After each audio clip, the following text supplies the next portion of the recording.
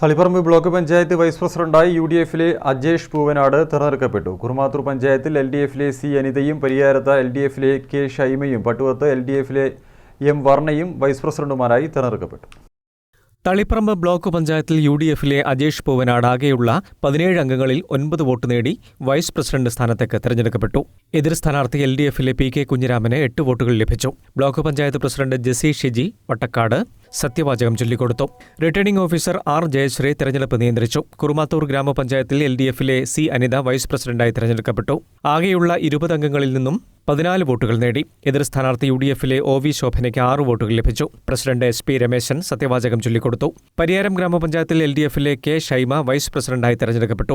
ആകെയുള്ള 21 അംഗങ്ങളിൽ 13 വോട്ടുകൾ ലഭിച്ചു. എതിർ സ്ഥാനാർത്ഥി കെ. ബീനയ്ക്ക് 8 വോട്ടുകൾ ലഭിച്ചു. President C. ബാലകൃഷ്ണൻ സത്യവാചകം ചൊല്ലിക്കൊടുത്തു. പട്ടുവം പഞ്ചായത്തിൽ എൽ.ഡി.എഫിലെ എം വർണ വൈസ് പ്രസിഡന്റായി തെരഞ്ഞെടുക്കപ്പെട്ടു. 14 അംഗങ്ങളിൽ നിന്നും 9 വോട്ടുകൾ ലഭിച്ചു. എതിർ സ്ഥാനാർത്ഥി യു.ഡി.എഫിലെ ഇ. സുമയ്ക്ക് 5 വോട്ടുകളും ലഭിച്ചു. President P K. ദിവാകരൻ സത്യവാചകം ചൊല്ലിക്കൊടുത്തു. News bureau, Taliparamba.